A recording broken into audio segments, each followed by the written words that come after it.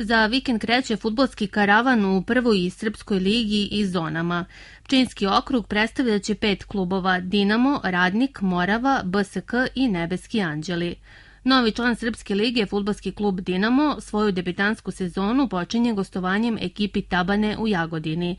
Vranjanci su naporno radili prethodnih mesec dana i spremno dočekuju početak sezone, kaže šef stručnog štaba Milan Dimoski. Kostur ekipe ostao je isti uz nekoliko novih imena sa strane.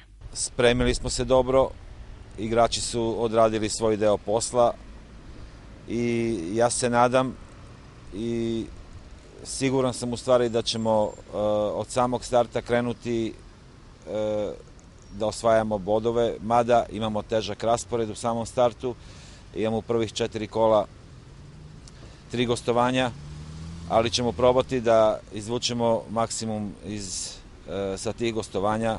Ja bi bio recimo zadovoljan sa 4 boda, to bi nam garantovalo priključak odmah u startu za sam vrh tabele. Doveli smo 4 ili 5 igrača sa strane, ostalo je ovde sve provereno, znači tu ima domaćih igrača.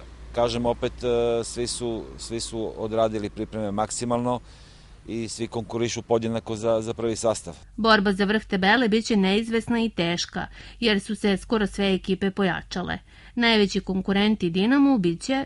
Pojačali su se dosta, imamo tu stvarno dosta kvalitetnih ekipa, počevši od Timoka, Pirota, koji su standardno kvalitetni, tu je taj trgovački, imamo Trstenik koji je uvek kvalitetan sastav,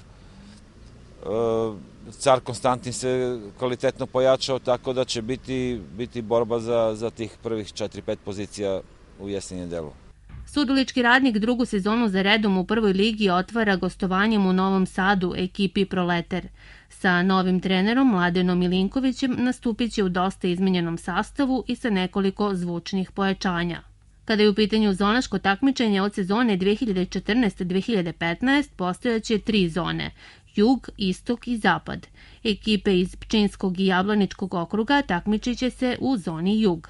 Naš okrug imaće 3 predstavnika: BSK iz Bujanovca, SFK Moravu iz Vladičinog Hana i Nebeske anđele iz Vranja. Novi članovi zone, Nebeski anđel i Hanska Morava, u prvom kolu odmerit će snage u međusobnom duelu. Bujanovački BSK igra pred svojom publikom sa ekipom Mladost iz Medoševca.